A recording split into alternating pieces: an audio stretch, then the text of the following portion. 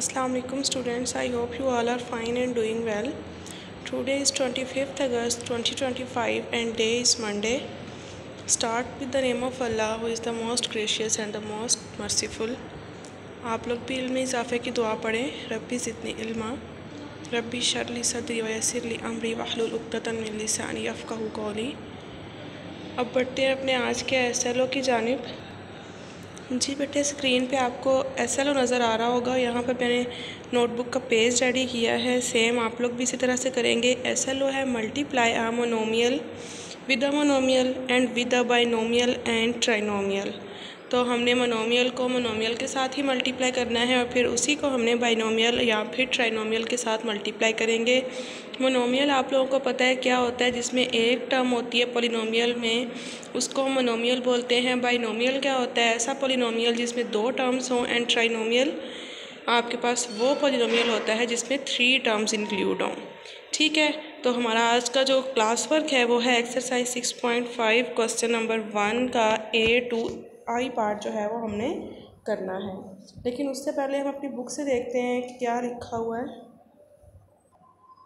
जी बेटे, open your books page number 89। यहाँ पर आपके पास एक टॉपिक है मल्टीप्लिकेशन ऑफ पॉलिनोमियल्स। तो हम देखते हैं इसमें क्या कह रहे हैं writer. The product of polynomials is a single polynomial which gets as a result when 2 और मोर पॉलिनोमियल्स आर मल्टीप्लाइड। वो कहता है जो प्रोडक्ट होता है पॉलिनोमियल्स का वो एक सिंगल पॉलिनोमियल ही बनता है आपके पास। जो कहाँ से आता है, वो तब आपके पास आता है जब हम दो पॉलिनोमियल्स को मल्टीप्लाई करते हैं। ठीक है, अब नेक्स्ट लाइन में वो क्या कह रहा है, 2 और मोर पॉलिनोमियल्स, दो या दो से ज़्यादा polynomials can be multiplied with each other irrespective of variables involved and their degrees।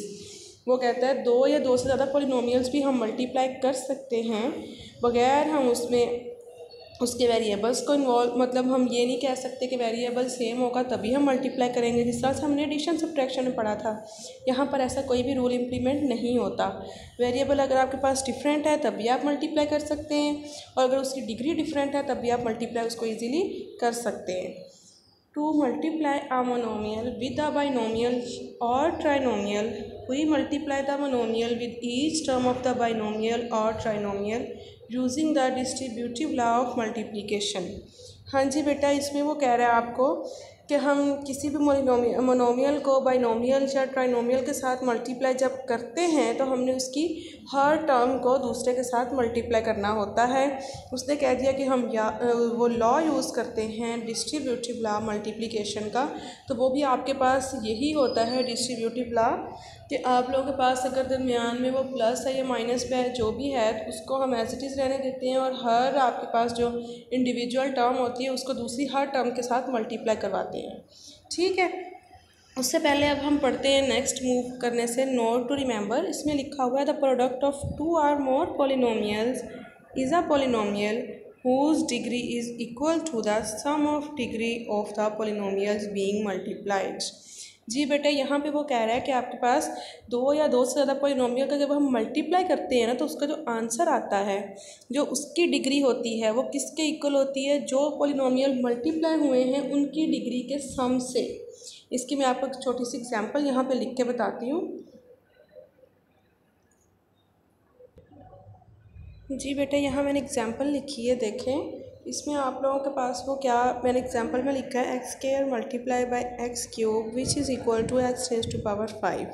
अब यहाँ पर देखें जब हमने मल्टीप्लाई करते हैं ना सेम वेरिएबल के साथ, यहाँ x आपके पास सेम वेरिएबल है, यहाँ भी x है, जब हमने इन दोनों को मल्टीप्लाई करना है तो इसकी जो पावर्स हैं वो ऐड हो जाएंगी। ठीक है, अब यहाँ पर हम इसको जो एक्सपोनेंट है उसको मल्टीप्लाई नहीं करेंगे, उसको ऐड करवाना है, ये मल्टीप्लिकेशन का रूल है।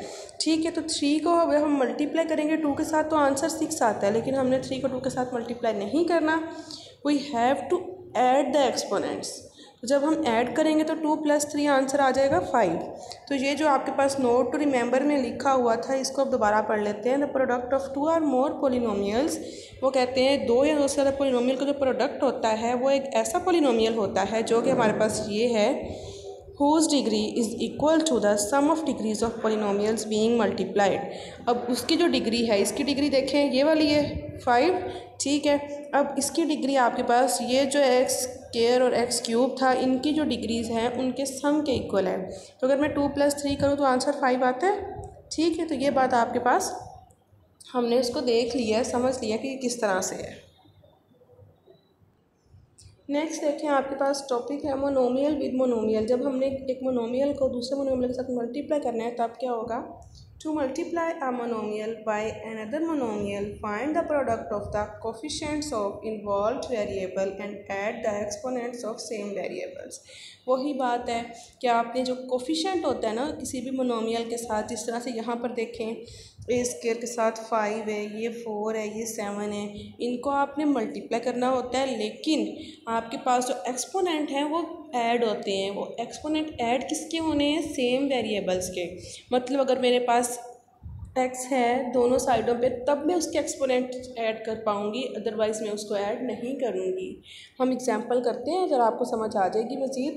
एग्जांपल नंबर 1 देखें, मल्टीप्लाई उसने किया है -6 को 3x के साथ। तो इसमें सिंपल उसने जो कोफिशिएंट थे उनको मल्टीप्लाई करवा दिया, वेरिएबल एज इट इज़ आ गया, तो -18x आपके पास आंसर आ गया। Now look at the example number 2। वो कह रहे हैं find the product of 5a², 4ab and 7a²b। तो हमने इनको मल्टीप्लाई करना है। 3 आपके पास मोनोमियल है यहाँ पर, तो देखिए उसने पहले उसको मल्टीप्लाई की, उसमें लिख दिया है। फिर उसके जो कोफिशिएंट थे 5, 4, 7 उनको अलग अलग मल्टीप्लाई करवा दिए, और जो आपके पास वेरिएबल थे उनको उसने अलग सेपरेट मल्टीप्लाई करवा दिए। यहाँ पर देखें a² multiply by ab multiply by a²b। अब जो आपके पास कोफिशिएंट है इन्होंने तो मल्टीप्लाई होना है, लेकिन जो आप लोगों के पास यहाँ पर आता है ना बेटा जी वेरिएबल, उनकी जो एक्सपोनेंट्स हैं वो ऐड होने हैं। यहाँ देखें a² था, उसकी पावर 2 थी, दूसरे में a की पावर 1 थी, वो ऐड हुआ। फिर थर्ड टर्म में आपके पास फिर से a² था, तो ये वाली उससे देखें 2 + 1 + 2 लिखा हुआ है। नेक्स्ट b है, तो इसमें b था, फिर थर्ड टर्म में b था, तो b की पावर क्या आ जाएगी? स्क्वायर आ जाएगी। तो आपके पास आंसर आया है 140a⁵b²। नेक्स्ट देखें, नेक्स्ट बेटा वो आपसे कह रहे हैं मोनोमियल को जब हमने मल्टीप्लाई करना है बाइनोमियल या ट्राइनोमियल के साथ, तो तब क्या होना है? When we multiply a monomial with a binomial और trinomial, multiply the monomial by each term of the binomial और वो इसमें कह रहा है बेटा जब हमने किसी भी मोनोमियल मतलब सिंगल टर्म, उसको जब हमने मल्टीप्लाई करना है ना किसी भी बाइनोमियल, यहाँ पर देखें बाइनोमियल के साथ मल्टीप्लाई हुआ है, यहाँ पर वो ट्राइनोमियल के साथ मल्टीप्लाई हुआ है। जब हमने मल्टीप्लाई करना है तो हमने क्या करना है? उसकी हर टर्म को उसके साथ मल्टीप्लाई करना है। एग्जाम्पल देखते हैं, multiply 3a² and 4a + 2b था। इनको जब हमने मल्टीप्लाई करना है तो 3a² पहले 4a के साथ मल्टीप्लाई होगा, फिर दरमियान में प्लस है तो प्लस लगा देंगे, माइनस है तो माइनस आ जाएगा, प्लस 3a² मल्टीप्लाई होना है 2b के साथ। ठीक है, फिर हम देखें कोफिशिएंट को कोफिशिएंट के साथ मल्टीप्लाई करेंगे और एक्सपोनेंट जो थे वो उसके ऐड हो जाएंगे सेम बेस के साथ। तो आपके पास आंसर क्या आ जाएगा? 3 4 देखें 12, a⁵2 + 1 which is equal to a³, फिर प्लस 3 2 6 और a²b एज इट इज़, क्योंकि ये दोनों वेरिएबल क्या थे? डिफरेंट थे, ये सेम नहीं थे। नेक्स्ट देखें एग्जांपल नंबर 2 है, इसमें उसने 5x² को मल्टीप्लाई किया ट्राइनोमियल के साथ, सेम वही काम है। 5x² को इंडिविजुअली हमने हर टर्म के साथ मल्टीप्लाई करना है। ठीक है, तो 5x² पहले मल्टीप्लाई होगा 2x² के साथ, देन विद 3x और उसके बाद 4 के साथ।